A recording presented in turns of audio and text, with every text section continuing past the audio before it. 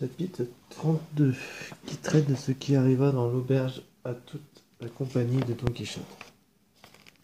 Le festin achevé, ils se remirent aussitôt en selle, et sans que rien ne leur advint qui mérite d'être rapporté, ils arrivèrent le lendemain à l'auberge qui était la terreur de Sancho. Il aurait bien voulu se dispenser d'y entrer, mais fut obligé de faire comme les autres.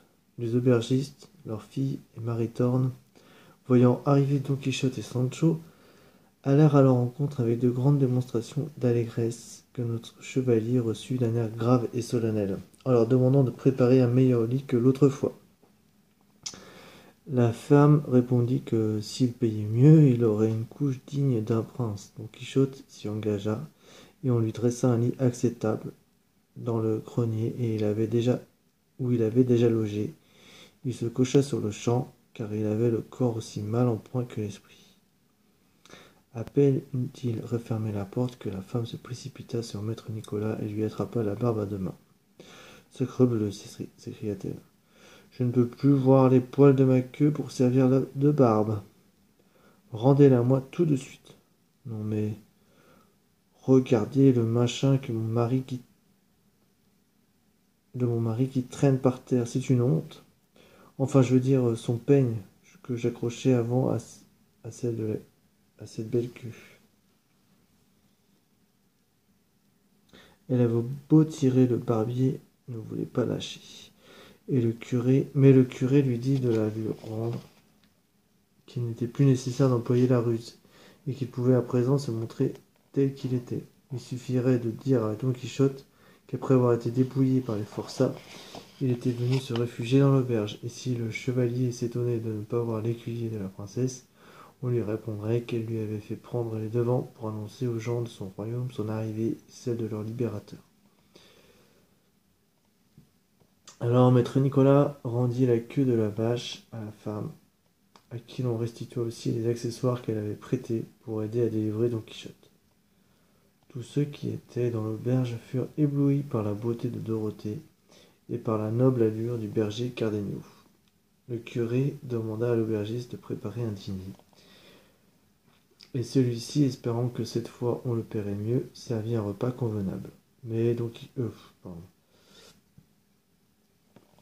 comme Don Quichotte continuait à dormir, on fut d'avis de ne pas le réveiller, car il pensait qu'il avait davantage besoin de sommeil que de nourriture.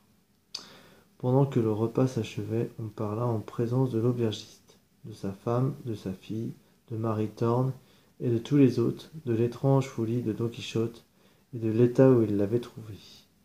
La femme raconta à son tour ce qui s'était passé entre lui et le muletier. Puis, après s'être assurée que Sancho n'était pas là pour l'entendre, elle dit aussi comment celui-ci avait été berné, ce qui amusa beaucoup l'assistance. Mais quand le curé décréta que c'étaient les livres de chevalerie qui avaient tourné la tête de Don Quichotte, l'aubergiste s'étonna. « J'ai du mal à le croire. D'après moi, il n'y a pas de meilleur livre au monde. J'en ai là 2 ou 3, parmi d'autres cahiers, et je peux vous dire qu'ils me font le plus grand bien. Et je ne suis pas le seul dans ce cas. Quand vient le temps de la moisson, une foule de moissonneurs se rassemble ici les jours de fête, et il y en a toujours au moins un qui sait lire. Il prend un de ces romans, on se met à plus de 30 autour de lui, et on l'écoute avec tant de plaisir qu'on oublie tous nos soucis. J'avoue que quand j'entends parler de ces terribles coups d'épée que se distribuent les chevaliers, ça me donne envie d'en faire autant, et que je resterai à écouter ces histoires la nuit et le jour. Ce qui m'arrangerait, dit la femme, c'est que le seul moment où j'ai la paix chez moi, c'est quand on te fait la lecture. Tu es tellement embobiné que tu en oublies de crier. C'est bien vrai, renchérit Maritorne.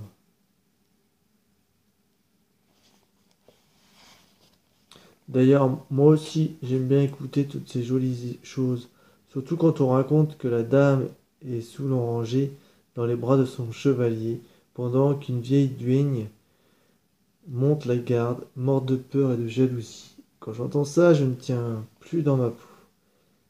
Et qu'en pense cette demoiselle demanda le curé en se tournant vers la fille de l'aubergiste. Je n'en sais trop rien, monsieur, répondit celle-ci. Il m'arrive aussi de les écouter, et j'avoue que, bien que je ne comprenne pas grand-chose, j'ai du plaisir à les entendre. Mais je ne suis pas comme mon père, qui n'aime que les coups. Je préfère les lamentations des chevaliers quand ils sont séparés de leurs dames. J'en pleure parfois, tellement ils me font de peine. Et vous, vous empressez de les consoler, n'est-ce pas, mademoiselle, si c'était pour vous qu'ils pleuraient, dit Dorothée. Je ne sais pas ce que je ferais, je sais seulement qu'il y a des dames tellement cruelles que leurs chevaliers les traitent de tigresses, de lionnes et d'un tas d'autres vilains noms. Jésus-Marie, il faut vraiment qu'elles soient sans cœur, ces femmes-là, et insensibles, pour vous laisser mourir en honnête homme, ou le rendre fou simplement parce qu'elles ne veulent pas poser les yeux sur lui. Je me demande pourquoi elles font tant de manières. Si elles ont peur pour leur réputation, elles n'ont qu'à se marier avec eux. Ils ne demandent que ça. Tais-toi, petite, intervint la femme. Tu m'as l'air d'en connaître long sur le sujet, et ce n'est pas bien à ton âge, d'en savoir autant ni de parler autant. On m'a demandé mon avis, je le donne. Eh bien, monsieur l'aubergiste, reprit le curé, apportez-moi donc ces livres. Je serais curieux de les voir. Volontiers. L'aubergiste alla chercher dans sa chambre une vieille mallette fermée dans une petite chaîne, qu'il ouvrit. Le curé y trouva 3 gros livres et quelques feuillets remplis d'une très belle écriture. Le premier livre s'intitulait Don Cirongilio de Thrace, le deuxième Félix Mars d'Arsine, et le troisième Histoire du grand capitaine Gonzalo Hernandez de Cordoue et Vie de Diego Garcia de Paredes. Après avoir lu le titre des 2 premiers ouvrages, il se tourna vers le barbier. Nous aurions bien besoin que la gouvernante et la nièce de notre ami nous donnent un coup de main. Ne vous inquiétez pas, répondit le barbier. Je saurais tout aussi bien qu'elle les jeter dans la cour, ou dans la cheminée, où flambe justement un bon feu. Comment s'écria l'aubergiste. Vous voulez brûler mes livres?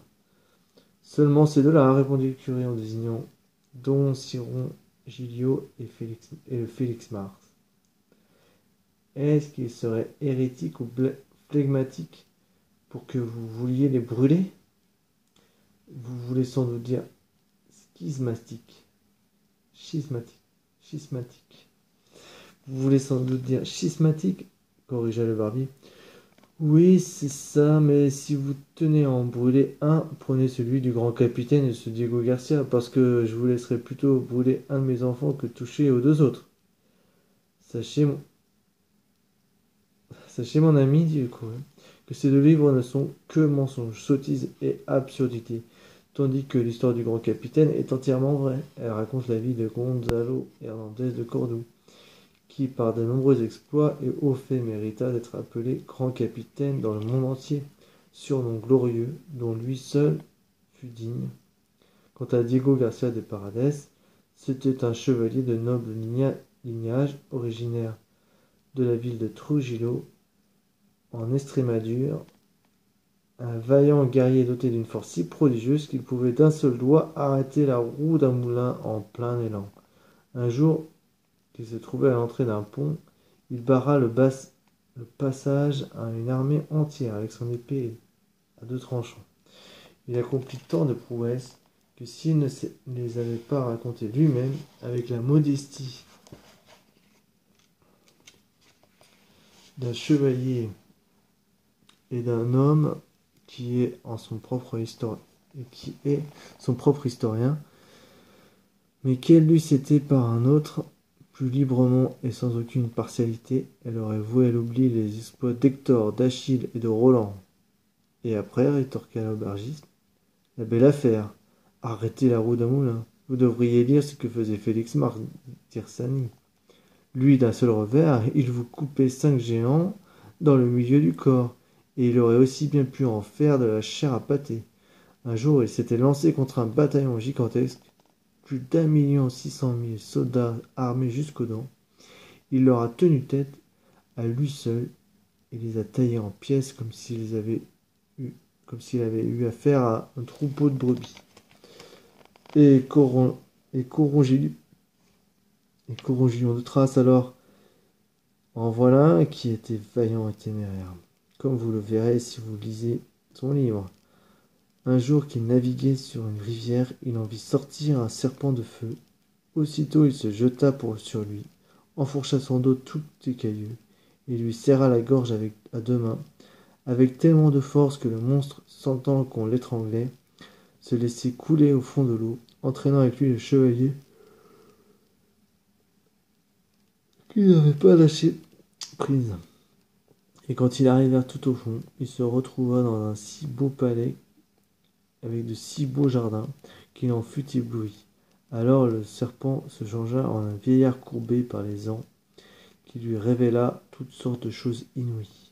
Croyez-moi, monsieur le curé, si vous écoutiez ces histoires, vous seriez aux anges. Je lui fais 2 fois la figue à ce grand capitaine. Et pareil à ce Diego Garcia que vous dites. Dorothée, entendant cela, dit tout bas à Cardenio. Pour un peu, notre hôte ferait la paire avec Don Quichotte.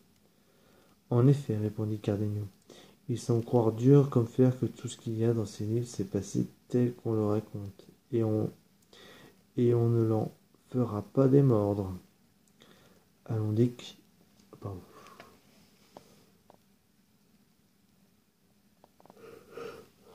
Allons donc, reprit le curé, en s'adressant à l'aubergiste. Ni Félix, ni Félix Mars, d'Hirsani, ni Ciron Giglio de Thrace n'ont jamais existé, ni aucun des chevaliers dont parlent les romans.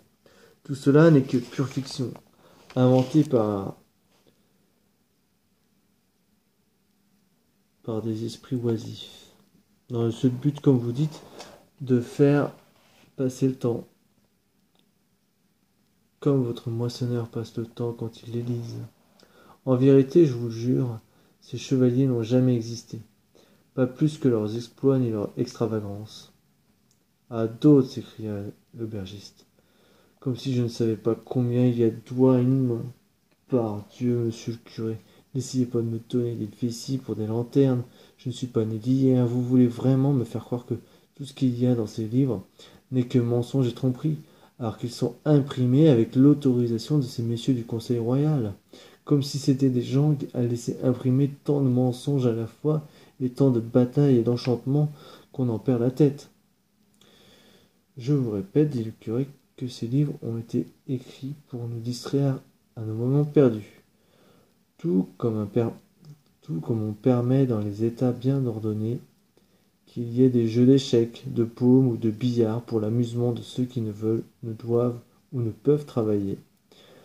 On permet l'impression des romans de chevalerie, car on suppose à juste titre qu'il ne peut y avoir de lecteurs assez ignorants pour les regarder comme des histoires véridiques.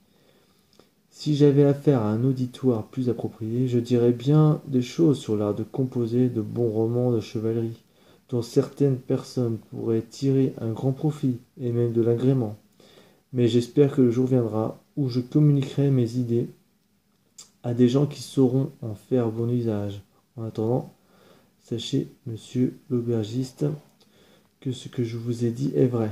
Reprenez vos livres et tâchez de distinguer les vérités des mensonges qu'ils contiennent.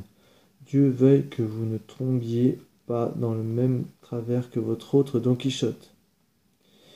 Il n'y a pas de danger, dit l'aubergiste. Je ne serai jamais assez fou pour devenir chevalier errant. Je vois bien qu'aujourd'hui le monde n'est plus comme il était en ce temps-là, quand ces fameux chevaliers parcouraient la terre en quête d'aventure. Sancho, qui avait assisté à la dernière partie de l'entretien,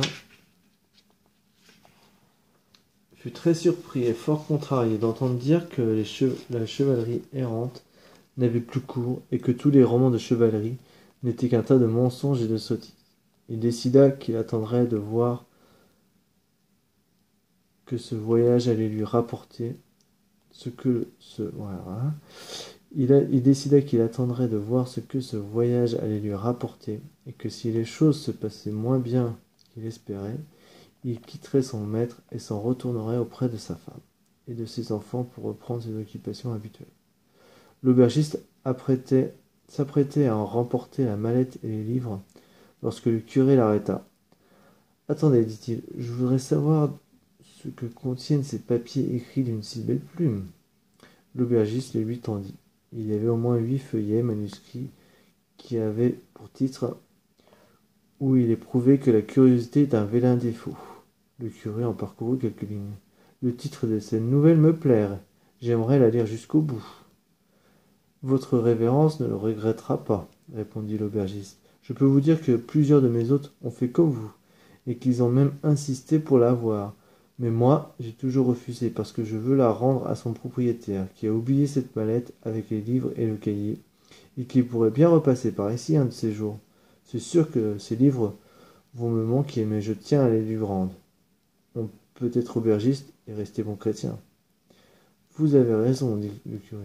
« Et si la nouvelle me plaît, je vous demanderai la permission de la copier. » « Bien volontiers. » Cardenio, cependant, avait pris le cahier et commençait à le parcourir. Il fut du même avis que le curé, et pria celui-ci de lire la nouvelle à haute voix.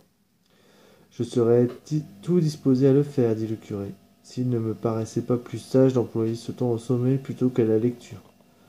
Pour moi, intervint Dorothée, ce serait un repos de passer un moment à écouter une histoire. J'ai l'esprit si agité que, de toute manière, je ne pourrais pas dormir. Puisqu'il en est ainsi, je vais la lire, ne serait-ce que par curiosité. Espérons que celle-ci ne sera pas déçue. » Maître Nicolas et même Sancho se joignirent aux autres pour insister auprès du curé, qui, voyant que tous étaient du même avis, n'hésita plus. « Écoutez bien, leur dit-il, voici l'histoire.